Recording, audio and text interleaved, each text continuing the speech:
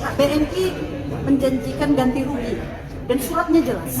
Mereka akan memberikan ganti rugi pertama sebanyak 7M dan akan mengadakan ganti rugi yang berikut minimal setelah verifikasi gitu ya, maka kita ACC karena judulnya adalah ganti rugi pertama.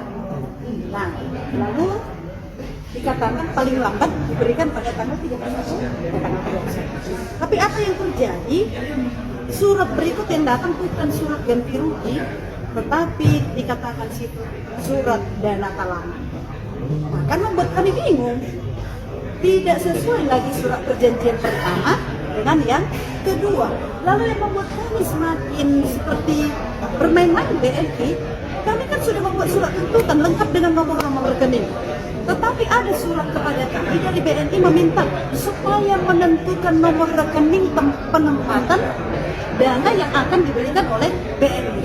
Kan aneh. Kok malah minta nomor rekening udah kita kehilangan? Ada nomor rekening kehilangan kita di dalam. Dia minta nomor rekening yang baru. Nah ini. Namun pada saat itu kami belum sempat memberikan nomor rekening yang baru. Kami masih mau membalas. Sudah ada berita dari mereka.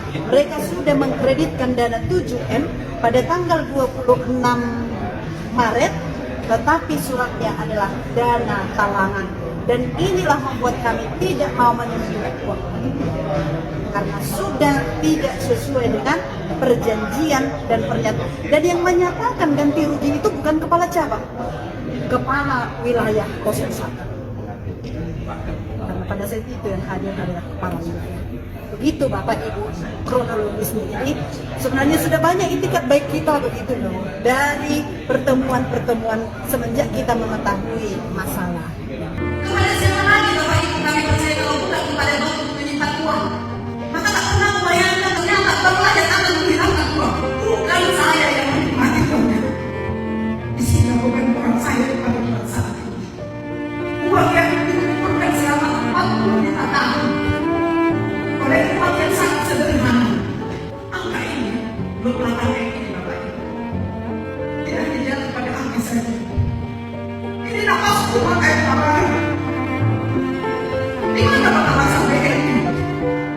Uang yang setiap tahun ditambah setiap tahun. Karena uang yang ini bukan sekali jadi. Setiap tahun. Selama 7 tahun ternyata sistem keuangan BNI tidak diawasi. Tidak ada proses BNI, tidak ada kerugian masih. Tetapi uang kami sudah menderita. Kami sudah menderita selama 1 bulan. Mereka masih bisa makan minum, saya tidur tidak bisa.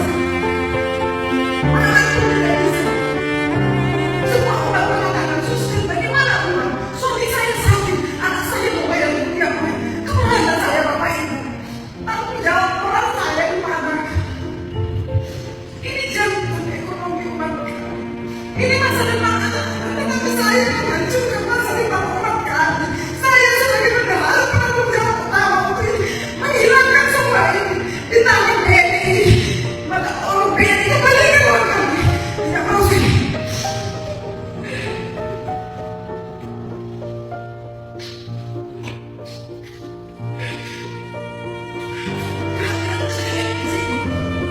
Wajah BNI.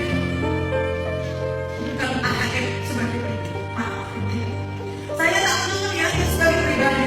Dia datang dengan membawa nama BNI. Karena itulah kami percaya seutuhnya. Karena itulah saya percaya menghubungkan tanda tangan.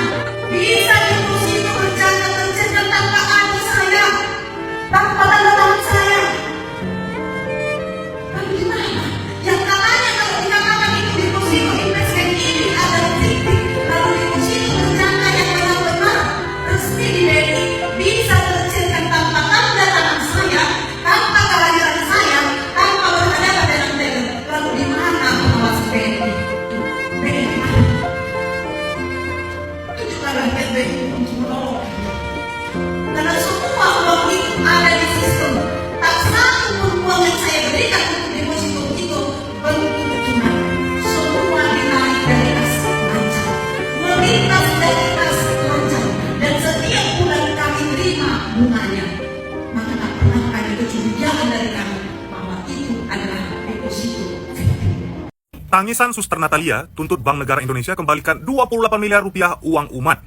Uang CU umat Katolik Paroki Aik Nabara sebesar 28 miliar diasinkan oleh ex-pegawai Bank BNI. Uang itu bukan terkumpul dalam sehari, melainkan dalam 45 tahun. Kepada pihak bank, kalian gantilah uang itu. Stoplah buat gerakan buang badan. Kalian itu bukan kiper. Udahlah, ganti aja lah uangnya. Apalah 38M untuk sekelas BUMN ah.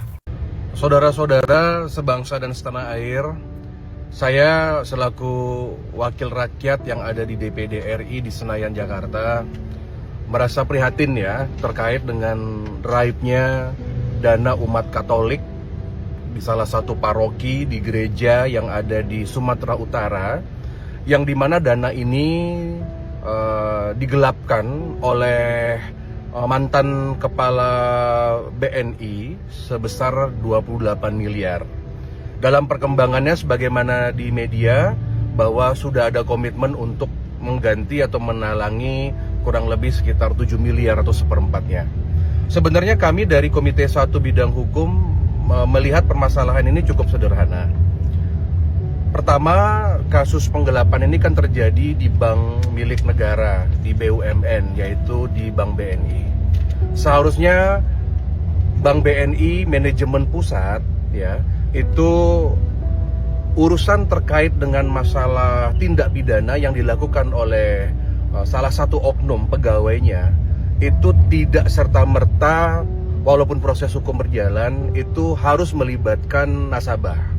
Karena sudah jelas, sudah clear bahwa dana ini digelapkan dan kemudian sudah ditangkap, sudah dijebloskan ke penjara, tinggal mungkin menunggu persidangan.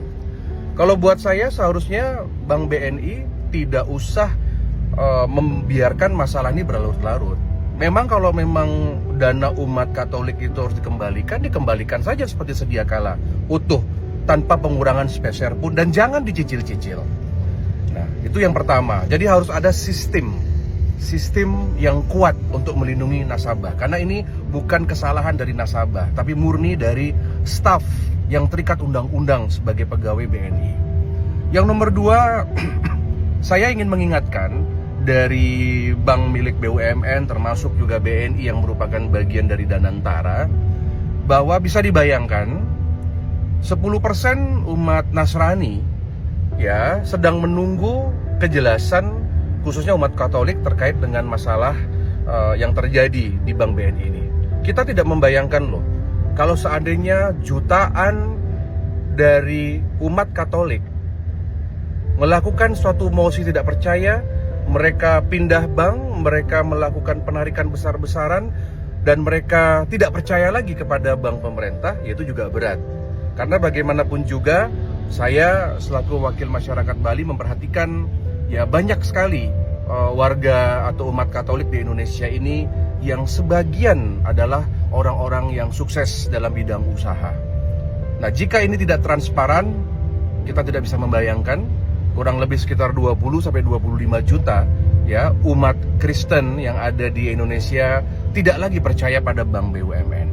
Maka dari itu saya meminta ya dari Pulau Bali, kita peduli dengan teman-teman kita umat Katolik, dengan para pemimpin ya paroki yang ada di Sumatera Utara, mohon kepada Menteri Keuangan, kepada OJK, termasuk juga Bank Indonesia jika perlu turun, selesaikan secara cepat, karena 28 miliar ini adalah dana milik umat Katolik yang harus diselamatkan. Mengenai proses hukumnya, silakan saja dijalankan, tetapi jangan melibatkan nasabah dalam urusan hukum. Itu adalah murni terkait dengan urusan BNI dengan mantan karyawannya yang koruptor ya. Semangat untuk umat Katolik Indonesia. Ya, salam hormat dari Bali, dan ini akan menjadi masukan kami kepada pemerintah pusat nantinya. Nggih. Ya, semoga Tuhan Yesus memberkati. Merdeka.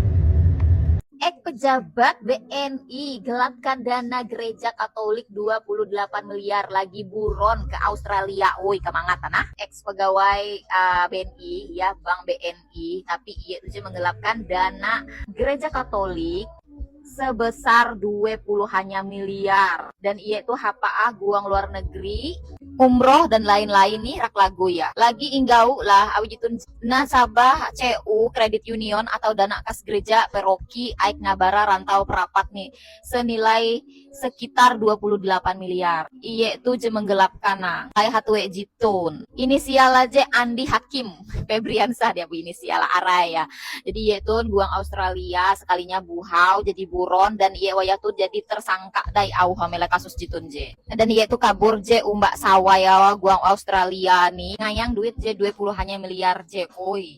Hae are tojo 20 hanya miliar je bedai ye guang kreanu nih punah je nyiangi takai je jitun 20 hanya miliar langsung buhawi dari sawaya guang luar negeri nih. Tapi dia tenang kia pembelum dele abi narai abi jadi anu deh derek tuh jadi buron dai mun derek noromela Australia nih jadi narai ke derek dia mungkin jadi narai ke atau jadi gelandangan nih derek mun melek ke luar negeri nih je awi otomatis dia tahu karengan kare visa kare paspor dan segala macam dia pirei awi itu jadi tersangka dai ki awa duit gereja Katolik tuh je hapa akare umroh rakal tam-tamam baun derek je ilak ke aja kayak cerak je bayangkan nih lai lebaran jai je kan jadi kare buronan dai mau rakadai ku aku je he ilak mah ke aja kaya je 28 miliar uang umat Katolik hilang.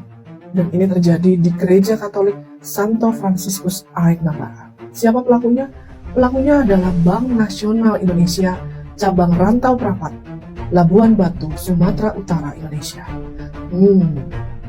POV-nya mari kita lihat. Yang pertama, mengapa kepala cabangnya bisa menyatakan mau mengganti 7 miliar? Seorang kepala cabang Bank Nasional bisa punya uang sebanyak itu? Wow.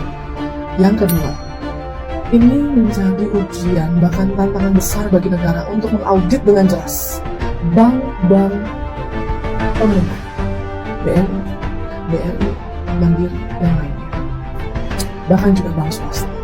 Tetapi karena ini terjadi di Bank Nasional Indonesia cabang Rantau Prapat Labuan Batu Sumatera Utara Indonesia, maka ini menjadi pertanyaan besar. Disinyalir kepala cabang dengan melakukan perjalanan suci. Semoga pada saat perjalanan suci itu Bapak mendoakan nasabah-nasabah Bapak. Jangan sampai Bapak menggunakan uang umat Katolik untuk pergi melakukan ziarah suci. Karena ini menjadi pertanyaan besar, suci atau justru sebaliknya. Saya sendiri sebagai umat Katolik sungguh-sungguh kecewa karena melihat Anda bisa dipilih menjadi kepala cabang di sana.